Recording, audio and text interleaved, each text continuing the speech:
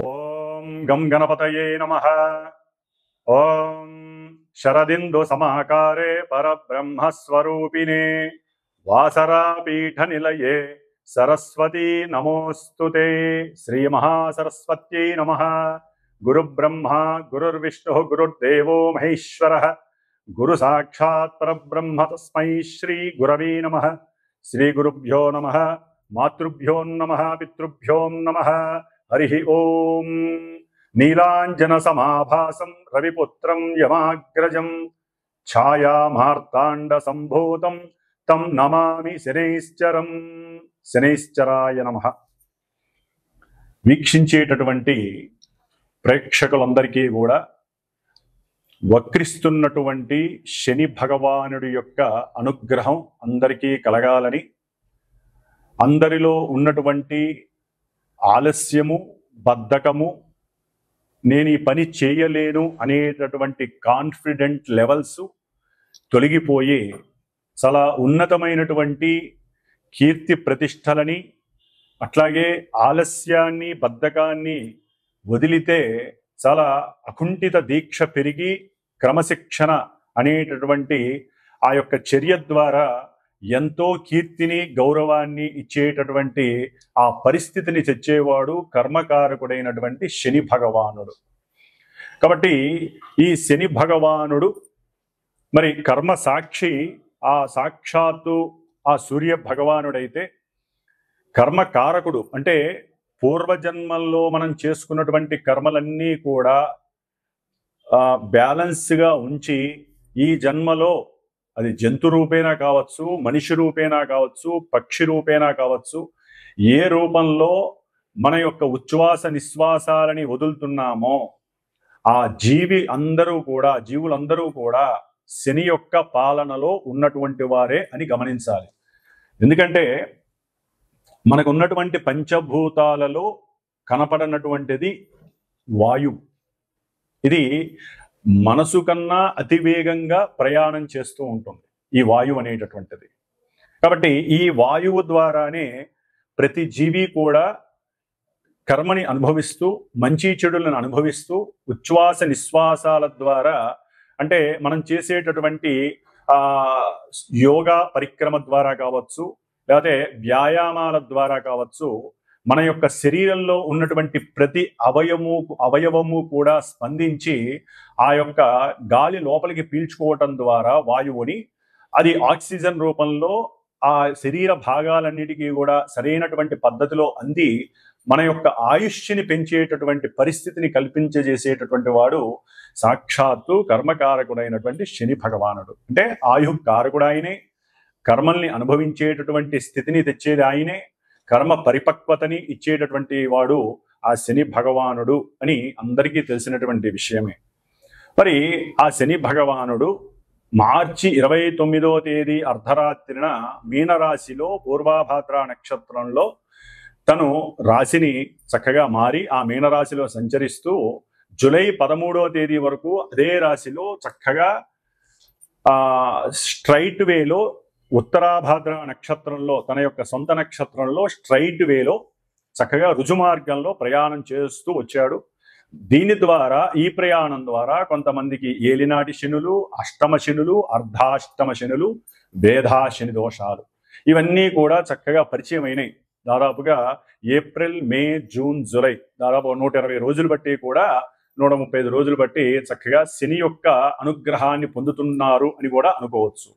మరి ఈ జూలై 13వ తేదీన ఏంటి విశేషం అంటే రవి యొక్క గమనాన్ని బట్టి ఆయన నుంచి అంటే సూర్య భగవానుడి నుంచి ఎంతెంత దూరంలో ఏ గ్రహము ఉంటే ఆ రాశిలో ఉన్నటువంటి గ్రహం వక్రిస్తుంది. మనకు ముఖ్యంగా వక్రించేటటువంటి గ్రహాలలో శని భగవానుడు లాంగివిటీ ఎక్కువ కాలం వక్రిస్తాడు. గురు భగవానుడు ఆయన ఆల్రెడీ వక్రించాడు, ఆయన ఇప్పుడు రుజుమార్గంలో ఉన్నాడు.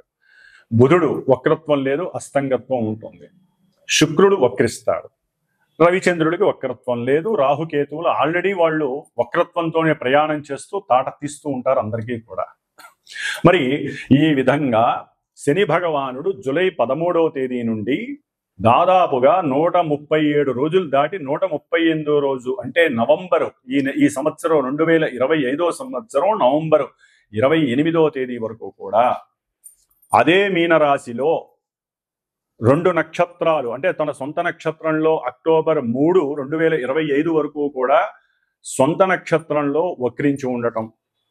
ఆ తదుపరి వెనక్కి వస్తాడు ఆయన అంటే పూర్వాభాద్ర నక్షత్రంలో మళ్ళీ వక్రత్వాన్ని నవంబర్ 28 వరకు కూడా చారసలుపుతూ ఉంటాడు. దీని ద్వారా ఈ యొక్క శనిగ్రహ ప్రభావం వక్రత్వం అంటే ఏ గ్రహమైనా సరే ముఖ్యంగా తన యొక్క రుజుమార్గంలో ప్రయాణం చేసేటప్పుడు దాని యొక్క దృష్టులు ఒకలా ఉంటాయి, వక్రించినప్పుడు దాని యొక్క దృష్టులు మరొకలా ఉంటాయి. ముఖ్యంగా శాస్త్రరీత్యా శుభగ్రహాలు గనక వక్రిస్తే అవి శుభ ఫలితాలను ఇస్తాయని, పాపగ్రహాలు అనగా మనకి కుజుడు కానివ్వండి శని కానివ్వండి వక్రిస్తే అవి పాప ఫలితాలను ఇస్తాయని చెప్పి మనకి శాస్త్రంలో చెప్పబడి ఉంది. మరి ఈ శని మహానుభావుడు పాపి కాబట్టి ఆయన వక్రించడం ద్వారా కొన్ని ఇబ్బందికరమైనటువంటి పరిస్థితులు ఎదుర్కొనేటటువంటి కొంతమంది రాసుల వారు ఉండే అవకాశం ఉంటుంది. మరి శని ముఖ్యంగా మన యొక్క ద్వాదశ రాశులలో మకర రాశికి కుంభరాశికి అధిపతి. అంటే కర్మస్థానానికి అభీష్ట స్థానానికి అంటే కర్మ ద్వారా మనం చేసినటువంటి ఏ పనికైనా సరే అభీష్టం సిద్ధిస్తుందా, నెరవేరుతుందా, లేకపోతే బెడిసి కొడుతుందా అనేటటువంటి రెండింటినీ కూడా ఈ శని భగవానుడికే ఇచ్చి ఉన్నారు మకర కుంభరాశుల ద్వారా. అట్లాగే సహాయం చేసేటటువంటి గుణము సహాయకత్వమైనటువంటి కారకత్వము కుంభరాశిలో ఉంది. తనకి తనే అనుభవించాలనుకోవడం మకర రాశిలో ఉంది. కాస్త స్వల్ప దోషాలు ఉంటాయి రెండింటికి, కానీ అధిపతి శని భగవానుడే. కాబట్టి ముఖ్యంగా ఈ మనకు ఉన్నటువంటి 27 నక్షత్రాలలో జలరాశి అయినటువంటి కర్కాటక రాశిలో ఉన్నటువంటి పుష్యమి నక్షత్రము, మరలా జలరాశి అయినటువంటి వృశ్చిక రాశిలో ఉన్నటువంటి అనురాధ నక్షత్రము, జలరాశి అయినటువంటి మీనరాశి ఇప్పుడు ప్రెజెంట్ శని భగవానుడు ఉన్నటువంటి నక్షత్రము ఉత్తరాభద్ర నక్షత్రం సొంత నక్షత్రంలో ఉన్నాడు. మరి ఈ యొక్క కర్కాటక రాశి, వృశ్చిక రాశి, మీనరాశి ఈ 3 జలరాశుల్లో భూతత్వ వాయుతత్వ గ్రహమైనటువంటి శని భగవానుడు ఆయన పరిపాలిస్తూ ఉంటాడు నక్షత్రాల ద్వారా. కాబట్టి ఆ నక్షత్రాలలోకి వచ్చినప్పుడు చంద్రుడు వారి యొక్క మానసికమైనటువంటి చర్యలు కొంతమందివి ఇబ్బందికరంగా ఉండే అవకాశం ఉంటుంది. కొంతమంది జాతకాలలో గనక శని భగవానుడు చాలా ఉన్నతమైనటువంటి స్థితిలో ఉంటే వారికి అనుకూలమైనటువంటి పరిస్థితులు ఉంటాయి. ఏదైనా మనం పుట్టినటువంటి డేటు, టైము, ప్లేస్ని బట్టి మన యొక్క జన్మజాతకం మీద గ్రహాల యొక్క స్థితిగతులు ఆధారపడి ఉంటాయి. అంటే మనకున్నటువంటి ద్వాదశ రాశులు భావాలుగా మారతాయి, లగ్నంగా మారుతుంది. లగ్నం నుండి ఏ గ్రహానికి ఆధిపత్యము శుభమా అశుభం కలిగిందా దాన్ని బట్టి మనకి జాతకం నడుస్తూ ఉంటుంది. దాన్ని బట్టి ఆ గ్రహము ప్రస్తుతానికి వీరి యొక్క చంద్రుడు అంటే మనఃకారకుడు చంద్రుడి నుండి ఏ రాశుల్లో ఉన్నాడు, ఏ నక్షత్రాల్లో ఉన్నాడో చూసుకుంటూ దీన్ని వెరిఫై చేస్తే గనక అప్పుడు ఫలితం అనేది కనపడడానికి అవకాశం ఉంటుంది. ఎందుకంటే కొంతమందికి మరి పనులు సక్రమంగా సాగవు, దగ్గర దాకా వచ్చి దూరం అయిపోతూ ఉంటాయి ఈ శని యొక్క ప్రభావం వలన. అట్లాగే జాతకాలలో జన్మజాతకాలలో కనుక శని చంద్రుల యొక్క స్థితి కానీ, యుతి కానీ, కలయిక కానీ, ఒకరి నక్షత్రంలో ఒకళ్ళు ఉండటం ద్వారా కానీ ఈ విధంగా వాళ్ళిద్దరికీ గనక సత్సంబంధాలు ఉన్నట్లయితే ఆ యొక్క జన్మలగ్నాన్ని బట్టి ఆ భావాలు దెబ్బతింటాయి. దెబ్బతింటం అంటే ఆలస్యం అవ్వటం, 1-2-3 సార్లు జరగటం, అంటే వివాహాల విషయంలో, ముఖ్యంగా వివాహ విషయంలో, ఉద్యోగ విషయాలలో, అట్లాగే సంతాన విషయంలో. ఎందుకంటే శని ఆలస్యాన్ని సూచిస్తాడు ప్రతి విషయంలో, కానీ స్టాండర్డ్ని సూచిస్తాడు, స్థిరత్వాన్ని. కాబట్టి కానీ చంద్రుడితో లింక్ అంత మంచిది కాదు. మానసికంగా ఎప్పుడు విచారాలని వికారాలని కలుగు చేస్తూ ఉంటాడు. సరే, శశిమంగళ యోగం అనేటటువంటిది అది కొంతమంది లగ్నాలలో కలుగుతూ ఉంటుంది. ఆ దశలు అంతర్దశలు వచ్చినప్పుడు వారికి శశిమంగళ యోగం మనకి ఉన్నాయన్నమాట. ఆ యోగాలలో వారికి యోగాన్ని ఇస్తాడు, అది తర్వాత విషయం, అది జన్మజాతకం చూస్తే గానీ తెలియదు. కాబట్టి మరి ఈ శని భగవానుడు ఇప్పుడు వక్రిస్తున్నాడంటే ఆయన ఇప్పటి వరకు కొన్ని రాశులు వారికి, మేషాది ద్వాదశ రాశుల వారికి కొంతమందికి ఏలినాటి అష్టమ అర్ధాష్టమ శని ప్రభావాలు అధికంగా ఉంటాయి కదా, ఆ రాసుల వారికి ఈయన వక్రించడం ద్వారా పనుల విషయంలో కొంత ముందుకు వెళ్ళడానికి అవకాశం ఉంటుంది. ఎందుకంటే వక్రత్వం, పాపగ్రహం వక్రత్వం చెందడం ద్వారా ఆయన ఇచ్చేటటువంటి ఫలితాల విషయంలో మరి నిదానం అంటే తొందరగా ఇవ్వడానికి అవకాశం ఉంటుంది. కొలాప్స్ చేస్తున్నాడంటే లేదు, చక్కగా ఇవ్వడానికి అవకాశం ఉంటుంది. ఆ విధంగా కొంతమంది రాసుల వారు బయటపడి ఈ నవంబర్ 28 లోపల వరకు కూడా వారికి జరగవలసినటువంటి వివాహ ప్రక్రియలు కావచ్చు, సత్సంతాన విషయం కావచ్చు, లేదా ఈ యొక్క ఉద్యోగ విషయాలు కావచ్చు, ఏ పని ముట్టుకున్నా జరగనటువంటి వాళ్ళకి పనులు జరిగే అవకాశం ఉండొచ్చు, కోర్టు వ్యవహారాల విషయంలో సక్రమమైనటువంటి తీర్పు లభించవచ్చు. ఇట్లా ఎన్నో రకాలైనటువంటి శుభాలు జరగడానికి అవకాశం ఉంటుంది. కొంతమంది మేము శని నుంచి అంటే ఏలినాటి శనిలో అయిపోయినాయి, మేము ఫ్రీగా ఉన్నాం అనుకుంటారు చూసారా.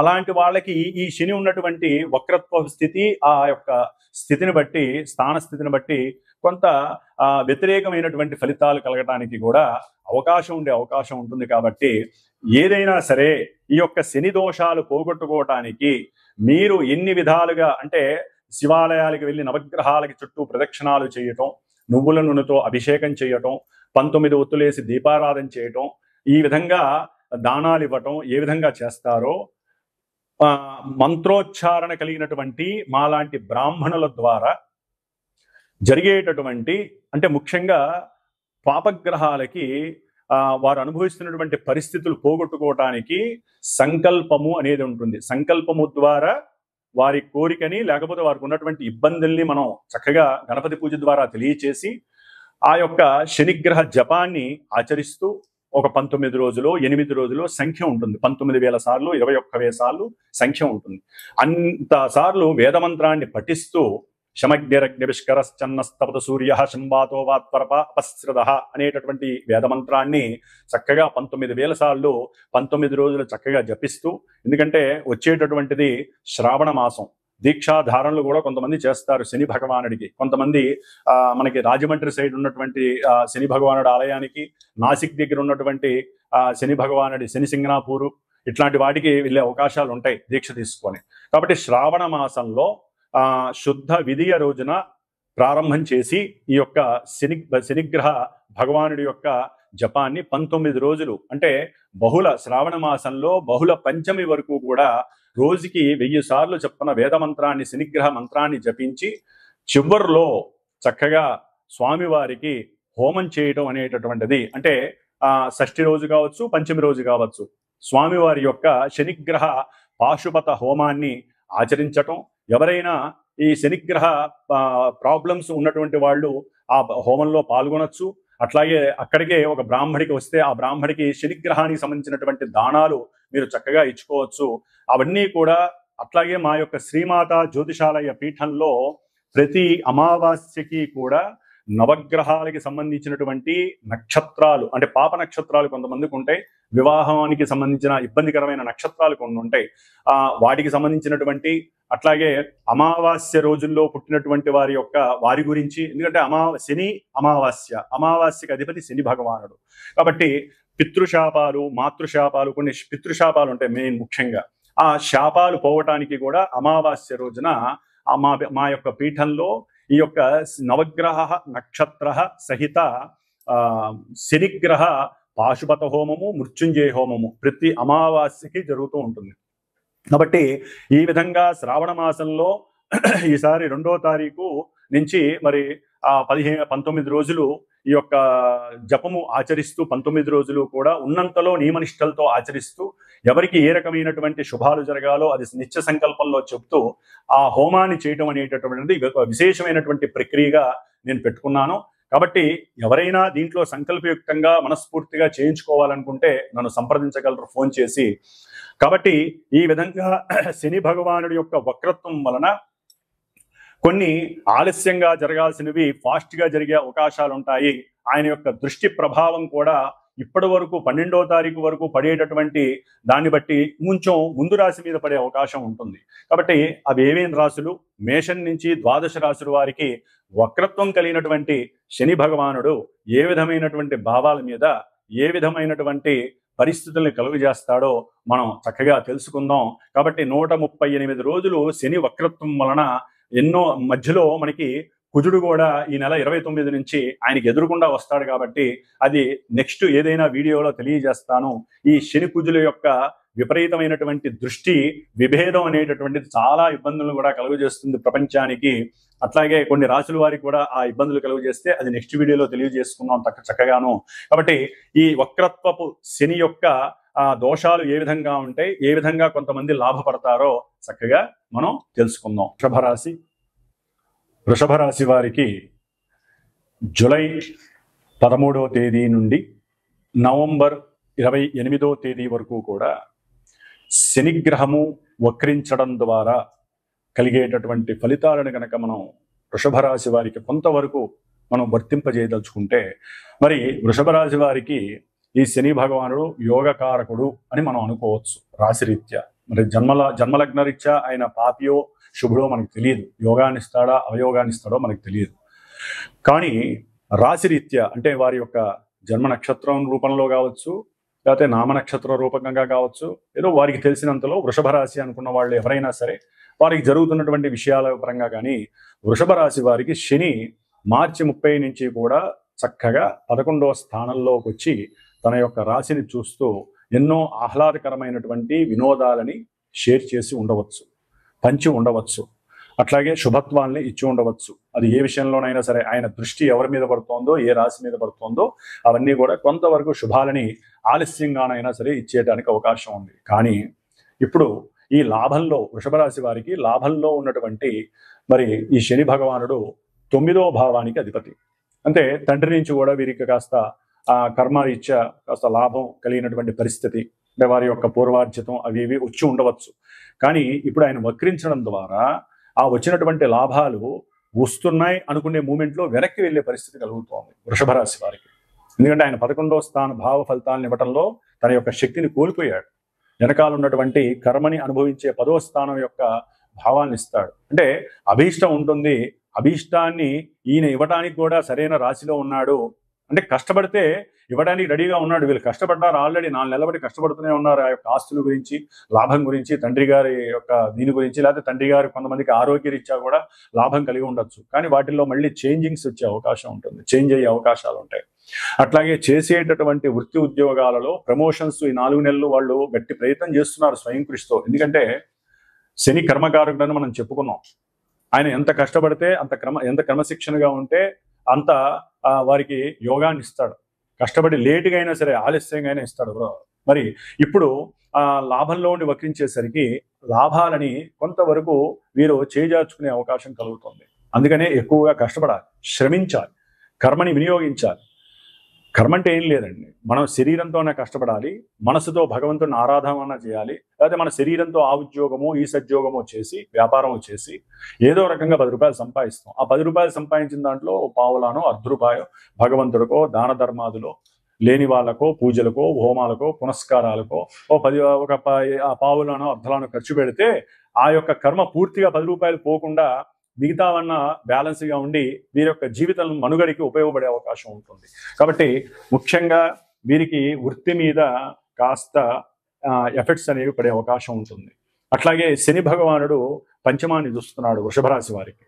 మరి ప్రేమ విషయంలో కానివ్వండి, ప్రేమ విషయంలో బంధువులతో కొంచెం సంబంధం ఉన్నటువంటి వారు, అంటే మేనరికంలో ఎవరైనా పెళ్లి చేసుకోవాలి, కుటుంబ పరంగా పెళ్లి చేసుకోవాలని ఎవరైనా సంప్రదించుకొని వివాహం వరకు సమయం తీసుకుని ఉంటే కనుక వాటిల్లో కూడా కొంత ఇబ్బందులు కలగడానికి ఉండే అవకాశం ఉంటుంది. అంటే అవి ఆ కోరికలు కాస్త కొంచెం నిర్వీర్యమయ్యే అవకాశం కూడా ఉంటుంది. కాబట్టి ఈయన యొక్క దృష్టి మళ్ళీ అష్టమం మీద పడుతోంది వృషభ రాశి వారికి. అంటే ఏదైనా సరే ఆకస్మికంగా కాస్త తండ్రి వలనో ఉద్యోగం వలనో కాస్త లాభం వస్తుంది అని అనుకుంటారు వీళ్ళు.